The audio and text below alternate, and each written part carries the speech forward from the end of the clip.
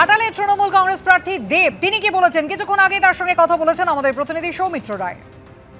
এই মুহূর্তে আমাদের সঙ্গে রয়েছেন ঘাটালের লোকসভার তৃণমূল প্রার্থী দেব। তার সঙ্গে কথা বলবো। দেবদা, আমরা দেখছি সকাল থেকেই বিজেপি প্রার্থী হিরণ চট্টোপাধ্যায় একবার দাপিয়ে বেড়াচ্ছেন কেন্দ্রীয় বাহিনীর বিরুদ্ধে একের পর এক অভিযোগ।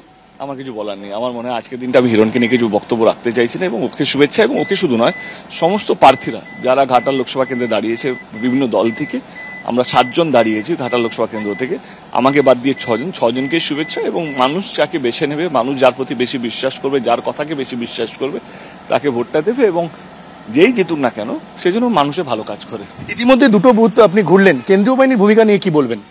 আমি আপাতত এইদিকে ঠিক লাগছে। এবার দেখো কেন্দ্র বাহিনীর ভূমিকা বা কারোর ভূমিকা বুথ টু বুথ ম্যাটার করে, এবং এখনো অব্দি অ্যাসেস ডিস্ট্রেস কল আসেনি। যদি আসে তো ডেফিনেটলি আমি তোমাদেরকে জানাবো। আর কেশপুরে আপনি একটা অভিযোগ করছিলেন যে বাইরে থেকে লোক এসেছে, সেটা কি আপনি নির্বাচন কমিশনকে জানিয়েছেন ইতিমধ্যে? রাত্রেবেলা জানানো হয়েছে। আমার মনে হয় পোর্টালে যে যে কাজগুলো করণীয় সেগুলো আমাদের একটা টিম বসে আছে, সেগুলো করছে। আর আমরা দেখলাম যে আপনি যখন নামলেন, ভোটের ময়দানে নামলেন, মহিলারা একেবারে এগিয়ে আসছে, আপনি একজন বৃদ্ধার আশীর্বাদ নিয়ে দিন শুরু করলেন। এর চেয়ে ভালো কি হতে পারে? মানে আমার মনে হয় ঠাকুরের মন্দিরে ঠাকুরের আশীর্বাদ নেওয়া অ্যান্ড একটা গুরুজনের আশীর্বাদ নেওয়া দুটোই আমার কাছে সমান। তো আজকে আমার মনে হয় গুরুজনের আশীর্বাদ দিয়ে শুরু হলো, এবং ওনাদের আশীর্বাদ থেকে বেশি কিছু হতে পারে না। ওনাদের ভালোবাসা থেকে বেশি কিছু হতে পারে না। Thank you. দেখি হিরণ চট্টোপাধ্যায় একের পর এক অভিযোগ করছেন আক্রমণ। আপনি কি গান্ধীগিরির পথে হাঁটছেন?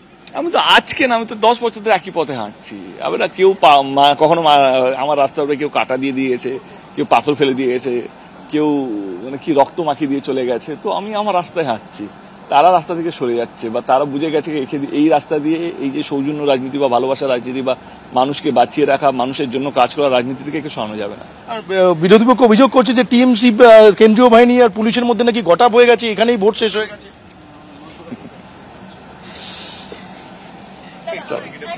আমরা কথা বললাম দেবের সঙ্গে, তিনি বললেন যে তিনিও এই মুহূর্তে ভোট ময়দানে নেমেছেন।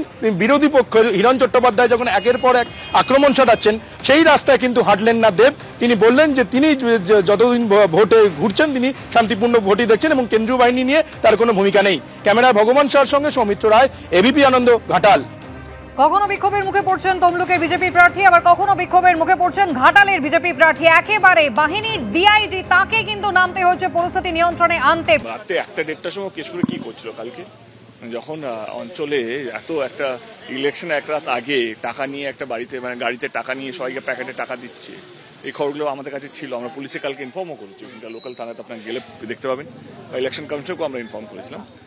এবং আমার মনে হয় আজকে হিরণ কি করছে, তোমরা বোর হচ্ছে না আমার সাথে? দেখো, আমি তো কখনো বাইকে করে, কখনো টোটো করে আমি তো বুথে বুথে যাচ্ছি, এবং আমি কি হিরণ খাবে, কি পড়বে, আজকে কি কথা বলবে, কার সঙ্গে কতটা কথা বলবে, কাকে ফোন করবে, কোথায় গিয়ে নিজের গাড়িটা আটকাবে, আমি কি আজকের দিনটা সেটার জন্য নষ্ট করবো? তোমরা বলো তো, প্রচুর খেটেছি আমি।